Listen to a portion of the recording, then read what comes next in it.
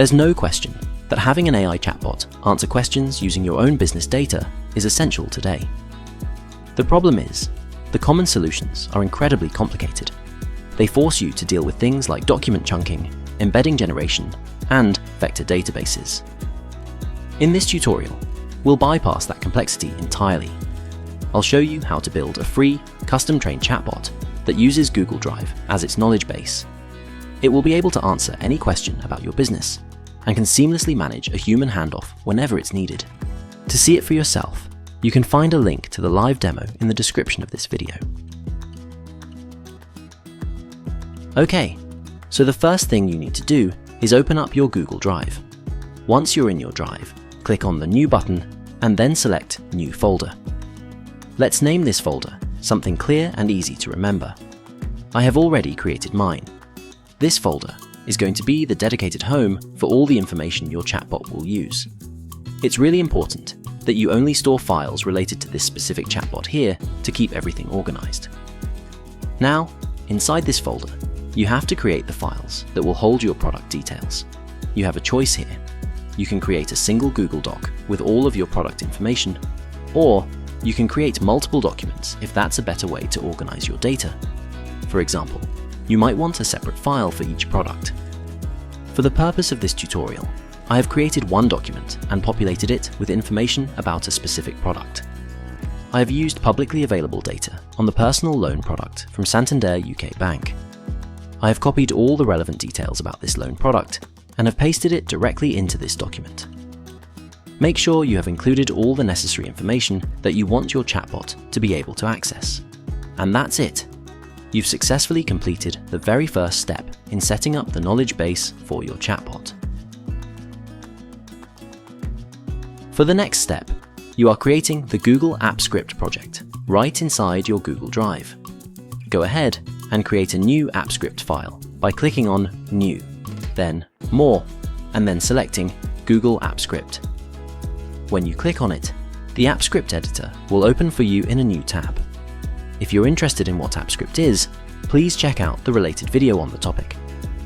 In short, AppScript is a powerful tool to automate processes within the Google Workspace environment. In this case, you'll be using it to create a web application that will serve as your AI chatbot. So, once the AppScript editor opens, you'll need to set up two files. First, you need the file where all your backend scripts will run. This file is called code.js, and you'll see it's already created for you by default. Okay, select all the default content inside the code.js file and delete it. Now, you'll need to paste the provided script code into this empty file and then save it. You can find this code on the blog post. The link to the blog post is in the description and in the first comment of this video. So just copy that code snippet from the blog post and paste it directly into the code.js file. Next, you need to create a new file. Click on the plus icon next to Files, select HTML, and name the new file index. This file will be the front end of your application. You'll do the same thing again. Please go to the blog post, copy the provided code for the front end, paste it here into your index.html file, and save it. Believe it or not, your web application is now essentially ready. The only thing left to do is to customize your code a little. The HTML file doesn't need to be changed, but the backend script file has a few variables that you must update. First of all, you have to update the Drive folder ID. Search in the code for Drive folder ID and replace the placeholder text with the ID of the Google Drive folder you just created. You can find this ID easily. Just go to your Google Drive and open the folder. The folder ID is the long string of letters and numbers you see at the end of the URL in your browser's address bar. Copy that string and paste it into the script. Okay, the next thing you have to update is your API key. Search in the script for Gemini API key and replace it with your own key. You can get an API key by opening Google AI Studio. Once you're logged in, just click on the Get API Key button. Copy that key and paste it into your script file. The next thing you have to do is update the chat webhook URL. Please note that this feature is only available for those who have a Google Workspace subscription. The chatbot is configured so that if a user requests to speak with a human operator, the bot will try to forward the entire conversation history to that operator. I've designed it to forward this history directly into a Google Workspace chat room. To make this work, you have to define a webhook URL. So, if you have a Workspace account, go to Google Chat and select a space. Click on the down arrow next to the name of the space and click on Apps and Integrations. A new page will open where you'll see Webhooks. Click Add Webhook, give it a meaningful name like Chatbot, and save it. This will generate a URL for you. Copy this URL and paste it into your script where it asks for the webhook URL. And now for the final and perhaps most important customization. In the script, find the variable called System Instruction Text. This variable contains the system prompt, which acts as the brain of your chatbot. It's the core set of instructions that tells the chatbot how to behave and the rules it must follow. You will see the current prompt is specifically designed for the demo shown in this tutorial, which is based on the Santander UK personal loan product. Because this instruction is tailored for that specific product, it is absolutely essential that you update it to match your own business and products. Okay, now that you have customized all the necessary variables, from the function drop-down menu at the top, select the doGet function and click the Run button. The first time you do this, Google will ask you to grant permissions for the script to work. An authorization required window will pop up. Click the Review Permissions button.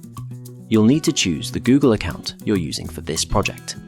Once you select it, you'll likely see a warning screen that says Google hasn't verified this app. This is perfectly normal and expected because you are the developer of this script. Click on the Advanced link and then at the bottom, click Unsafe. On the final screen, review the permissions the script needs and click Allow. Now that the script has the permissions it needs, it's time to deploy it as a web application. At the top right of the editor, click the blue Deploy button and select New Deployment. A configuration window will appear. Click the gear icon next to Select Type and make sure Web App is chosen. For the configuration, you can add a description like V1 Test if you want. Under Execute As, leave it as Me, and for who has access, you can set it to Only Myself for now, since this is just for testing. Click Deploy. After a moment, the first major version of your web app will be deployed. Now, to make testing easier, we will create a special test deployment. This allows you to see your code changes instantly without having to create a new major deployment every single time. Click on the Deploy button again, but this time select Test Deployments. You'll see a URL ending in dev. This is your development URL. Click on it to open your chatbot in a new tab and see it in action. The reason we use this test deployment is because it's perfect for fine-tuning the chatbot's behavior. You can go back to your script, adjust the system instruction text variable, save the project, and then simply refresh the web app tab. The chatbot will immediately use your new instructions. Alright, the moment of truth. Let's see our chatbot in action. Go ahead and open that test deployment URL. You should now see a simple, the chat interface ready for your questions. Now, it's time to challenge the bot. Start asking it questions based on the documents you provided it. For example, since my data is about the Santander personal loan, I could ask, what is the maximum loan amount? Or, what are the requirements to apply? I encourage you to really put it through its paces. Ask simple questions, then more complex ones. Try to trick it by asking about something that you know isn't in the documents to see if it correctly follows your system prompt and admits it doesn't know the answer. If the responses aren't quite right, you can simply go back to the script editor, tweak the system instruction text or your source documents. Next, let's test the human handoff feature. Type a phrase like, I want to speak to a human. Once you send the message, open the Google chat space that you configured with the webhook. You should see a new message appear with the full conversation history, ready for a team member to take over. This confirms that all the core features of your chatbot are working perfectly. You've built a powerful AI chatbot that's custom trained on your own business documents. This solution is especially ideal for small and medium-sized businesses that may not have a massive amount of content or huge traffic demands on their website, but still want to benefit from the AI era without a complex or expensive setup. It's a fantastic way to provide instant, accurate support to your customers. Now, it's important to understand that the standalone web app we created today is perfect for testing, refining your prompts, and internal use. However, it isn't suitable for being directly embedded into your existing company website. But don't worry. To resolve that, in our very next video, we will explain exactly how you can implement this chatbot functionality seamlessly into your own website. Make sure you subscribe so you don't miss it. Thanks for watching.